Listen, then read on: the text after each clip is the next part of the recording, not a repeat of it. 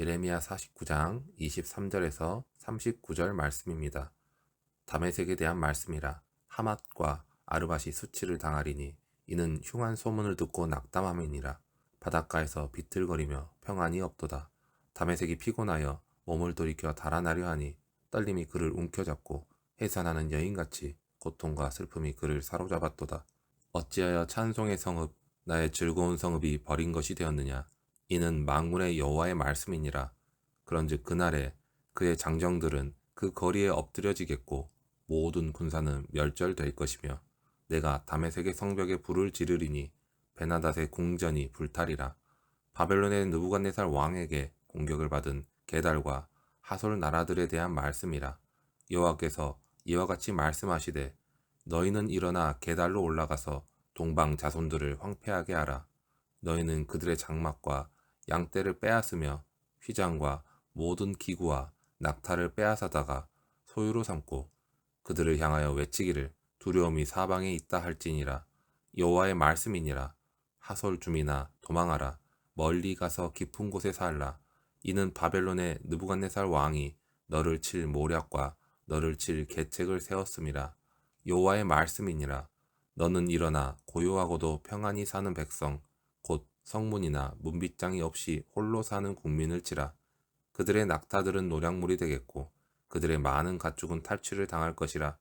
내가 그 살적을 깎는 자들을 사면에 흩고 그 재난을 여러 곳에서 오게 하리라.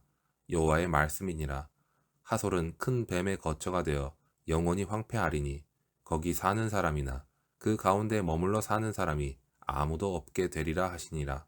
유다 왕 시드기야가 즉위한 지 오래지 아니하여서 엘람에 대한 여호와의 말씀이 선지자 예레미야에게 임하여 이르시되 만군의 여호와가 이같이 말하노라.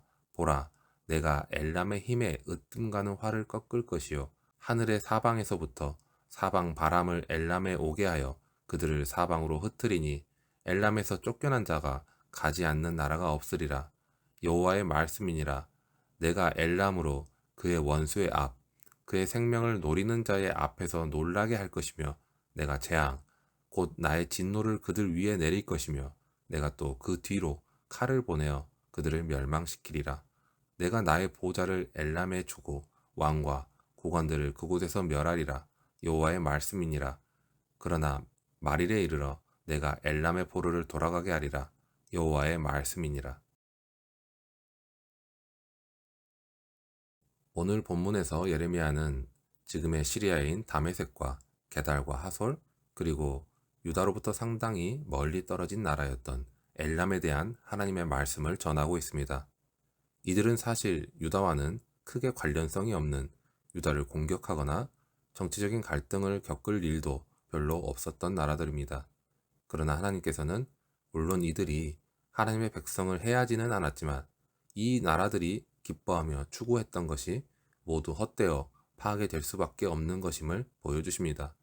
즉, 하나님을 알지 못하는 자들이 추구하는 것이 얼마나 어리석은가를 보여주시고 그 어리석음의 결과로서 멸망을 맞이할 수밖에 없다는 것을 알려주시는 것입니다. 시리아는 과거에 북이스라엘과 전쟁을 끊임없이 할 정도로 서로 간에 앙숙 관계에 있었지만 남유다와는 별다른 갈등을 겪지 않았고 오히려 북이스라엘을 견제하기 위해서 남유다와 동맹을 맺기도 했던 관계였습니다. 그러나 하나님께서는 그들이 동맹을 맺었지만 바벨론의 침공에 의해 무너지게 될 것이라는 말씀을 하십니다. 다메섹은 시리아 왕국의 수도였는데 다메섹이 노래와 즐거움의 성읍이었다고 표현되는 것으로 다메섹의 문제에 대해서는 짧게 말씀을 하고 있습니다. 이러한 다메섹의 문제는 아모스서에서 더 자세하게 표현하고 있습니다. 아모스서 6장 3절에서 7절 말씀을 보면 그들은 상하상에 누우며 침상에서 기지개를 켜며 양떼에서 어린 양과 우리에서 송아지를 잡아서 먹었고 비파 소리에 맞춰 노래를 지절거리며 자기를 위해서 악기를 제조하였고 대접으로 포도주를 마시며 귀한 기름을 몸에 바르면서 환난에 대해서는 근심하지 않는 사람들이었다는 것을 자세하게 알려주고 있습니다. 이 말씀을 통해서 우리는 다메섹 주민들과 통치자들이 향락과 즐거움을 추구한 자들이었다는 것을 알 수 있습니다. 그리고 하나님의 말씀은 게달과 하솔에 대한 말씀으로 이어집니다. 게달과 하솔은 아라비아에 있던 도시국가였습니다. 이들은 양이나 낙타를 길러서 유목 생활을 하거나 대상 무역에 참여했던 민족이었는데, 이들이 가진 특징 중에 가장 큰 특징은 특별히 별다른 욕심을 가지지 않고 평안히 살아가려 했던 사람들이었다는 것입니다. 그들이 추구했던 삶은 유유자적하며 평안하게 살아가는 것이었습니다. 이들은 흔히 말하는 법 없이도 산다고 할 정도로 평화롭게 지내던 민족이었던 것입니다. 그러나 이들이 살아온 삶은 좋은 의미에서는 평화이지만 다른 의미로는 그저 아무 방비책도 없이 살아갔다는 것을 의미합니다. 하나님께서는 이렇게 스스로 평화에 빠진 이들에게 심판을 말씀하십니다. 그리고 이어서 하나님께서는 엘람을 향해서 말씀하십니다. 엘람은 바벨론의 동쪽, 지금 현대 이란의 영토에 위치한 나라였습니다.